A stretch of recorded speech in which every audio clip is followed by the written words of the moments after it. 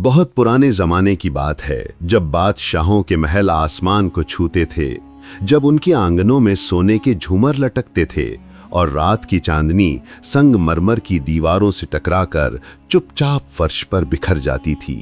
उन्हीं दिनों एक बादशाह हुकूमत करता था जिसका नाम था ज़हीरुद्दीन।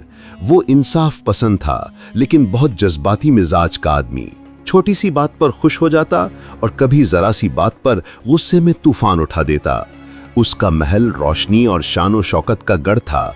हर वक्त गायक, बाजीगर, सैनिक और वजीर उसकी खिदमत में रहते, मगर उन सब में एक शख्स था जो सबसे जुदा था। उसका वफादार सिपाही सलमान। सलमान आम सिपाहियों जैसा नहीं था। उसके चेहरे पर सुकून और आंखों में यकीन झलकता था। वो अक्सर कहता, बादशाह सलामत, जो कुछ होता है अल्लाह की मर्जी से होता है, और वो जो करता है उसमें कोई न कोई भलाई जरूर होती है। बादशाह उसकी बात पर हंस पड़ता, तुम सिपाही हो या सूफी, हर वक्त अल्लाह की बातें करते रहते हो। सलमान मुस्कुराकर कहता, बादशाह सलामत, जो तलवार के साये में जीता है उसे तो अल्लाह पर यकीन रखना ही पड़ता है। बादशाह को उसकी बातें पसंद भी आती और कभी कभी खीज भी होती कि ये आदमी हर वक्त इतनी तसल्ली से बात कैसे कर लेता है। एक दिन की बात है, बादशाह को खबर मिली कि पड़ोसी सल्तनत ने सुलह का पैगाम भेजा है। उसकी खुशी का ठिकाना न रहा। उसने फौरन हुक्म दिया, आज महल में खुशी का दिन होगा, नगाड़े बजाओ, दिए जलाओ, आज हम जश्न मनाएंगे। रात हुई तो महल जगमगाने लगा। दरीचों में दिए झिलमिला रहे थे, फिजा में खुशबू घुली थी और दफ और ढोल की आवाजों से हवाएं थिरक रही थीं। बादशाह ने खुशी में अपनी तलवार निकाली और मस्ती में झूमते हुए उसे लहराने लगा। तभी किस्मत ने एक पल में खेल पलट दिया। उसका हाथ फिसला और तलवार की धार से उसकी एक उंगली कट गई। तेज दर्द उठा, खून बह निकला। सब दरबारी घबरा गए। हकीम दौड़ पड़े, खिदमतगार कपड़े लेकर आए, लेकिन बादशाह का चेहरा दर्द और गुस्से से लाल था। तभी सलमान आगे बढ़ा और बड़ी नरमी से बोला, बादशाह सलामत, गम न कीजिए, अल्लाह जो करता है भलाई के लिए करता है। बादशाह ने गुस्से में उसकी तरफ देखा, क्या कहा तुमने? मेरी उंगली कट गई और तुम कहते हो इसमें भलाई है? सलमान ने शांत लहजे में कहा, हजूर, हर काम में कोई न कोई हिकमत होती है, शायद ये दर्द किसी बड़ी आफत से बचा ले। बादशाह का गुस्सा भड़क उठा, तुम मेरा मजाक उड़ा रहे हो? सलमान ने सिर झुकाया, मैंने जो जाना वही कहा बादशाह सलामत। बादशाह ने तिल मिलाकर कहा, ले जाओ इसे कैद खाने में डाल दो और जब तक मैं ना कहूं इसे बाहर मत निकालना। सिपाहियों ने सलमान को पकड़ लिया। वो बिना एक लफ्ज कहे साथ चल पड़ा। जाते जाते बस इतना बोला, बादशाह सलामत, इसमें भी अल्लाह की भलाई जरूर होगी। बादशाह ने सुनकर सिर झटक लिया, पागल है ये आदमी।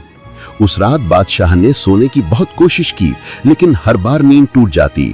दर्द तो था ही, पर साथ ही दिल में एक अजीब बेचैनी थी। जब भी वो आंख बंद करता उसे सलमान का चेहरा याद आता।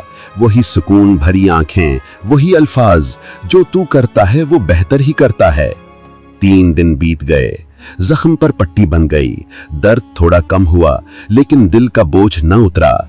बादशाह ने तय किया कि वो कुछ दिनों के लिए शहर से दूर चला जाएगा, शिकार पर। शायद ताजी हवा और जंगल की खामोशी में उसका दिल हल्का हो जाए। उधर सलमान कैद खाने में था, लेकिन चेहरे पर वही सुकून। सुबह होते ही वो अल्लाह का जिक्र करता और धीरे से कहता, जो तू करता है वो बेहतर ही करता है। उस तंग अंधेरी कोठरी में भी उसका दिल रोशन था, जैसे उसे मालूम हो कि जिंदगी का हर मोड़ किसी बड़ी भलाई की तरफ जा रहा है। शिकार के इरादे से बादशाह ज़हीरुद्दीन अपने सिपाहियों और शिकारी दल के साथ सुबह सवेरे महल से निकला। आसमान पर हल्की सी धूप फैली थी और हवाओं में ठंडक का एहसास था। महल से निकलते वक्त उसने पीछे मुड़कर देखा। कहीं अंदर से दिल बोला, सलमान को तो मैं वहीं छोड़ आया, लेकिन छोड़ो, वो अपनी जगह सही है। रास्ता लंबा था। जंगलों की हरियाली, नदियों का पानी और पंछियों की चहचहाहट एक अलग ही दुनिया बना रहे थे। बादशाह को लगा जैसे शहर की राजनीति, दरबार की औकात और तख्त की भारी जिम्मेदारियां सब कहीं पीछे छूट गई हों। वो अपने सिपाहियों के साथ आगे बढ़ता गया। दोपहर तक सूरज सिर पर चढ़ाया। सबने एक नदी के किनारे डेरा डाला। खाना खाया गया, घोड़े पानी में उतरे और कुछ देर आराम हुआ। शाम तक काफिला फिर चला। बादशाह को शिकार का शौक बचपन से था। वो हाथ में धनुष लिए हर हरकत पर नजर रखे हुए था। अचानक झाड़ियों में सरसराहट हुई। उसने तीर छोड़ा मगर निशाना चूक गया। हिरन भाग गया। बादशाह ने मुस्कुराते हुए कहा, आज का शिकार इतना आसान नहीं। रात का अंधेरा फैलने लगा था। उन्होंने जंगल में एक खुली जगह पर डेरा डाला। चांद बादलों में छिपा था। हवाएं पेड़ों के बीच से अजीब आवाजें निकाल रही थीं। सब थके हुए थे मगर बादशाह की आंखों में नींद नहीं थी। उसे सलमान की बात याद आई। हर चीज में अल्लाह की हिकमत होती है। उसने सर झटक कर कहा, अजीब बात है, एक कैदी की बात भी मेरे दिमाग से नहीं निकलती।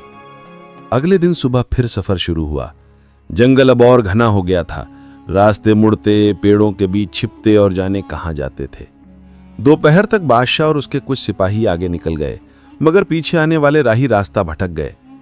कुछ देर में बादशाह को एहसास हुआ कि वो अकेला रह गया है। उसने आवाज लगाई, कोई है? लेकिन जवाब में सिर्फ जंगल की सिसकती हवा थी। घोड़ा भी बेचैन था। बादशाह ने इधर उधर देखने की कोशिश की मगर चारों तरफ बस पेड़ों का समंदर था। तभी अचानक कुछ परछाइयां हिलीं। झाड़ियों के पीछे से कुछ अजनबी लोग निकले। काले वस्त्रों में, गले में हड्डियों की मालाएं, चेहरे पर अजीब निशान। वो कबीले के लोग थे, जंगल के अंदर बसे हुए आदिम लोग जो देवताओं की पूजा करते और हर साल एक इंसान की बलि चढ़ाते। उन्होंने बादशाह को देखा और आपस में कोई अनजान भाषा में बातें की। फिर उनमें से एक ने उसके कंधे पर हाथ रखा और हंसते हुए कहा, आज हमारा देवता खुश होगा, हमें उसका उपहार मिल गया। बादशाह को बांध लिया गया। उसके ताज और कपड़ों को देखकर वो हैरान थे मगर उनके लिए वो कोई मायने नहीं रखता था। उनके लिए वो बस एक कुर्बानी का जरिया था। उन्होंने उसे अपने कबीले के बीच में ले जाकर एक लकड़ी के मंच पर बांधा। रात का वक्त था। मशालें जल रही थीं और ढोल की गूंज हवा में फैल रही थी। बादशाह की आंखों के सामने मौत नाच रही थी। उसी पल उसे सलमान की बात याद आई, अल्लाह जो करता है भलाई के लिए करता है। उसके होंठ कांपे। उसने दिल ही दिल में कहा, अगर इसमें भी कोई भलाई है तो ऐ अल्लाह मुझे दिखा दे। तभी एक कबीलाई सरदार जिसने बलि की रस्म निभानी थी उसके पास आया। उसने बादशाह के हाथों को देखा और अचानक पीछे हट गया। उसने कुछ चिल्लाकर अपने लोगों से कहा, रुको, ये आदमी अधूरा है, इसकी एक उंगली नहीं है, ये देवता के लिए अपवित्र है। सब लोग पीछे हट गए। कुछ ने भय से माथे पर हाथ रख लिया, कुछ ने मशाले नीचे गिरा दी। सरदार बोला, हमारा देवता अपूर्ण शरीर की बलि नहीं चाहता, इसे छोड़ दो। और कुछ ही पलों में वो रस्सियां जो बादशाह के शरीर से बंधी थीं खोल दी गईं। बादशाह वहीं गिर पड़ा। आंसू उसकी आंखों से निकल पड़े। उसने आसमान की तरफ देखा। सलमान, तुम सही थे, वाकई अल्लाह जो करता है भलाई के लिए करता है। रात भर वो जंगल के किनारे बैठा रहा। सितारों को देखता रहा जैसे हर तारा सलमान के लफ्ज दोहरा रहा हो। सुबह हुई तो वो किसी तरह अपने रास्ते तलाशते हुए वापस अपने काफिले से मिला। सब हैरान थे। किसी ने कहा, हुजूर आपको क्या हुआ? बादशाह ने बस इतना कहा, मुझे समझ आ गया कि अल्लाह की मर्जी में जो होता है उसमें हमेशा कोई नेकी छिपी होती है। उसने घोड़े पर सवार होकर वापसी की राह पकड़ी। महल पहुंचते ही सबसे पहला हुक्म उसने दिया, सलमान को कैदखाने से निकालो, अभी इसी वक्त। और दिल में शांति का सैलाब उमड़ पड़ा। जब बादशाह ज़हीरुद्दीन महल पहुंचा, सूरज ढल चुका था। आसमान में संध्या की लाली थी और हवाओं में एक अजीब सुकून बिखरा हुआ था। दरबारी दौड़ते हुए आए। पहरेदारों ने सलाम किया मगर बादशाह के चेहरे पर ना अब रौब था ना गुस्सा, बस एक गहरी तसल्ली। उसने बिना देर किए कहा, कैद खाने का दरवाजा खोलो, सलमान को बाहर लाओ। पहरेदारों ने जल्दी से हुक्म बजाया। पत्थर के बने उस पुराने कैद खाने में जहां अंधेरा और सन्नाटा ही था, सलमान जमीन पर बैठा था। उसके हाथ में तस्बीह थी और होंठों पर दुआ।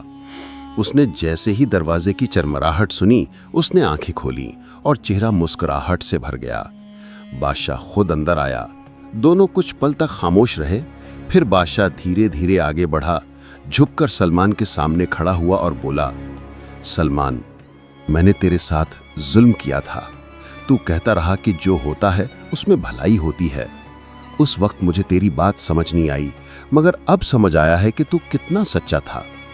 सलमान ने सिर उठाया। उसकी आंखों में वही पुराना सुकून था। उसने कहा, बादशाह सलामत, मुझे मालूम था कि एक दिन आप ये जरूर कहेंगे। बताइए क्या हुआ? बादशाह ने सारी कहानी सुनाई। कैसे वो जंगल में रास्ता भटक गया, कैसे कबीले वालों ने उसे पकड़ा और कैसे उसकी कटी हुई उंगली ने उसकी जान बचा ली। बात खत्म होते ही उसकी आंखों से आंसू गिर पड़े। उसने कहा, सलमान, अगर मेरी उंगली न कटती तो आज मैं जिंदा ना होता। तेरा कहा बिल्कुल सच निकला। अल्लाह जो करता है भलाई के लिए करता है। सलमान ने मुस्कुराकर कहा, और अगर आप मुझे कैद में न डालते तो मैं भी आपके साथ होता। बादशाह ने हैरानी से कहा, मतलब? सलमान बोला, वो लोग तो आपको तो छोड़ देते क्योंकि आपकी उंगली कटी थी, लेकिन मैं तो पूरा था, मुझे वो लोग कुर्बानी बना लेते। बादशाह कुछ पल तक खामोश रहा, फिर धीरे से बोला, तो मतलब मेरी गलती में भी भलाई थी? सलमान ने सिर हिलाया। हाँ बादशाह सलामत, हर चीज में कोई ना कोई हिकमत होती है। इंसान बस उस वक्त नहीं समझ पाता, मगर वक्त आने पर अल्लाह उसे दिखा देता है। बादशाह ने सलमान का हाथ थामा। मैंने तुझे कैद में डाल दिया, तूने फिर भी मेरे लिए दुआएं की। तो सिपाही नहीं, तुम मेरे लिए एक रहमत है। सलमान ने नम्रता से कहा, मैंने तो वही किया जो इंसानियत सिखाती है और जो ईमान कहता है कि अल्लाह की मर्जी में हमेशा अच्छाई होती है, चाहे वो हमें तकलीफ की शक्ल में क्यों ना मिले। बादशाह की आंखों से आंसू गिर पड़े। उसने कहा, अब से तू मेरा सलाहकार होगा, मेरे दरबार का सबसे भरोसेमंद इंसान। और उस दिन से सलमान को बादशाह ने अपना करीबी बना लिया। दोनों अक्सर देर रात महल की छत पर बैठकर बातें करते। चांदनी में सलमान दीन और सब्र की बातें करता और बादशाह दिल से सुनता। उसने अपने पूरे राज्य में ऐलान कर दिया, कभी किसी मुसीबत पर शिकायत मत करना, हो सकता है वही तुम्हें किसी और बड़ी आफत से बचा ले। याद रखो, जो कुछ होता है उसमें अल्लाह की मर्जी है और उसकी मर्जी में हमेशा भलाई है। उस दिन के बाद ज़ाहिरुद्दीन पहले जैसा बादशाह नहीं रहा। अब वो गुस्से में नहीं फटता था, बल्कि हर बात पर कहता, शायद इसमें भी कोई हिकमत होगी। उसकी उंगली का जख्म अब भी था, मगर वो निशानों से दर्द नहीं, सबक देता था। जब भी वो उसे देखता, उसे याद आता कि एक उंगली की कमी ने उसकी जान बचा ली थी। सलमान उसके साथ रहता और दोनों मिलकर राज्य में इंसाफ और अमन लाने लगे। लोगों के बीच ये बात फैल गई कि उनका बादशाह अब सूफियों जैसा हो गया है, जो हर बात में अल्लाह की भलाई ढूंढता है। वक्त बीत गया, मगर महल की दीवारों पर आज भी लोग वो जुमला दोहराते हैं जो सलमान ने कहा था, अल्लाह जो करता है भलाई के लिए करता है। और यही इस दास्तान की असल रूह थी कि जब जिंदगी किसी दर्द से गुजरे तो उस पर गम न करो, क्योंकि शायद वही दर्द किसी बड़ी रहमत का दरवाजा खोल दे। दोस्तों, ये कहानी आपको कैसी लगी कमेंट में जरूर बताएं और हमारे चैनल तक सब्सक्राइब जरूर करें। शुक्रिया।